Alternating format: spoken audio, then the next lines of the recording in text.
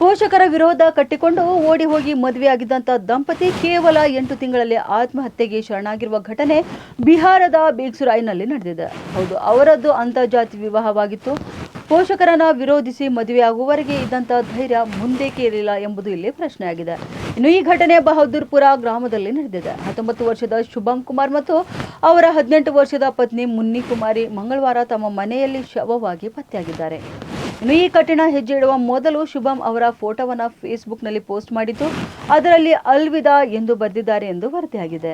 ಇನ್ನು ಇನ್ಸ್ಟಾಗ್ರಾಮ್ನಲ್ಲಿ ಪರಿಚಯವಾದಂಥ ಈ ಜೋಡಿ ಪ್ರೀತಿಯಲ್ಲಿ ಬಿದ್ದಿತ್ತು ಎಂದು ಪೊಲೀಸರು ತಿಳಿಸಿದ್ದಾರೆ. ಅಕ್ಟೋಬರ್ 2024ರಲ್ಲಿ ಮನೆಯಿಂದ ಓಡಿ ಹೋಗಿ ಕುಟುಂಬದವರ ಇಚ್ಛೆಗೆ ವಿರುದ್ಧವಾಗಿ ವಿವಾಹವಾಗಿದ್ದಾರೆ. ಅವರ ಮದುವೆಯ ನಂತರ ಅವರ ಕುಟುಂಬವು ಈ ಸಂಬಂಧವನ್ನು ವಿರೋಧ ಮಾಡಿತ್ತು ಮತ್ತು ಒಂದು ಪಂಚಾಯಿತಿ ಸಹ ನಡೆಸಿತ್ತು. ಆ ಸಮಯದಲ್ಲಿ ಮುನ್ನಿಯ ಸಿಂಧೂರವನ್ನು ಸ್ಪ್ರೈಟ್ನಿಂದ ತೊಳೆದು ಆಕೆಯನ್ನು ಕುಟುಂಬಕ್ಕೆ ಹಿಂದಿರುಗಿಸಲಾಯಿತು. ಆದಾಗ್ಯೂ ಕೂಡ ದಂಪತಿ ಡಿಸೆಂಬರ್ 2024ರಲ್ಲಿ ಮತ್ತೆ ಒಂದಾದರು ಮತ್ತು ಒಟ್ಟಿಗೆ ವಾಸಿಸಲು ಕೂಡ ಪ್ರಾರಂಭ ಮಾಡಿದರು. ಅವರ ಕುಟುಂಬಗಳು ಮತ್ತು ಅವರ ನೆರೆಹೊರೆಯವರ ಪ್ರಕಾರ ಇಬ್ಬರ ನಡುವೆ ಯಾವುದೇ ಭಿನ್ನಾಭಿಪ್ರಾಯಗಳು ಕಂಡುಬಂದಿಲ್ಲ. ಇನ್ನೂ ಘಟನೆ ನಡೆದಂತಹ ದಿನ ದಂಪತಿಯ ಕುಟುಂಬವು ವೈದ್ಯರನ್ನ ನೋಡಲು ಹೊರಗೆ ಹೋಗಿದ್ರು. ಮಧ್ಯಾಹ್ನ ಹಿಂತಿರುಗಿದಾಗ ಮನೆ ಒಳಗಿನಿಂದ ಲಾಕ್ ಆಗಿರುವುದನ್ನು ಕಂಡರು. ಕಿಟಕಿಯ ಮೂಲಕ ನೋಡಿದಾಗ ಶುಭಂ ನೇಣು ಬಿಗಿದಂತ ಸ್ಥಿತಿಯಲ್ಲಿದ್ದರು ಮತ್ತು ಮುನ್ನಿಯ ಹಾಸಿಗೆಯ ಮೇಲೆ ನಿರ್ಜೀವವಾಗಿ ಬಿದ್ದಿದ್ರು. ಸ್ಥಳೀಯರು ತಕ್ಷಣ ಪೊಲೀಸರಿಗೆ ಈ ಬಗ್ಗೆ ಮಾಹಿತಿಯನ್ನು ನೀಡಿದ್ದಾರೆ. ಇನ್ನು ಉಪ ಪೊಲೀಸ್ ವರಿಷ್ಠಾಧಿಕಾರಿ ಆನಂದ್ ಪಾಂಡೆ ಮತ್ತು ಪೊಲೀಸ್ ಅಧಿಕಾರಿಗಳು ಸ್ಥಳಕ್ಕೆ ತಲುಪಿ ತನಿಖೆ ಕೂಡ ಆರಂಭಿಸಿದ್ದಾರೆ. ಇನ್ನು ಈ ವಿಷಯಕ್ಕೆ ಸಂಬಂಧಪಟ್ಟಂತೆ ಸಾಕ್ಷ್ಯಗಳನ್ನು ಸಂಗ್ರಹ ಮಾಡಲು ವಿಧಿವಿಜ್ಞಾನ ತಂಡವನ್ನು ಸಹ ಕರೆಸಲಾಯಿತು.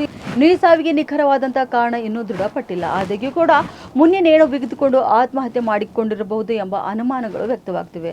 ಆಕೆಯ ಶವವನ್ನು ಕಂಡುಕೊಂಡಂತಹ ಶುಭಂ ಕೂಡ ಆತ್ಮಹತ್ಯೆಗೆ ಶರಣಾಗಿದ್ದಾರೆ. ಇನ್ನು ಬಹದ್ದೂರ್ಪುರ ಗ್ರಾಮದಲ್ಲಿ ವಿವಾಹಿತ ದಂಪತಿ ಶುಭಂ ಕುಮಾರ್ ಮತ್ತು ಮುನ್ನಿ ಕುಮಾರಿ ಅವರ ಮೃತದೇಹಗಳು ಪತ್ತೆಯಾಗಿದ್ದು, ನಾವು ಅದರ ಬಗ್ಗೆ ತನಿಖೆ ನಡೆಸುತ್ತಿದ್ದೇವೆ ಎಂದು ಡಿಎಸ್ಪಿ ಹೇಳಿದ್ದಾರೆ. ಸಾವಿಗೆ ಕಾರಣವೇನೆಂಬುದು ಕೇಳಿದಾಗ ಮರಣೋತ್ತರ ಪರೀಕ್ಷೆ ಮತ್ತು ಪೂರ್ಣ ತನಿಖೆಯ ನಂತರವೇ ನಾವು ನಿಖರವಾದಂತಹ ಸಂದರ್ಭಗಳನ್ನು ನಿರ್ಧರಿಸಬಹುದು ಎಂದು ಅವರು ಹೇಳಿಕೊಂಡಿದ್ದಾರೆ.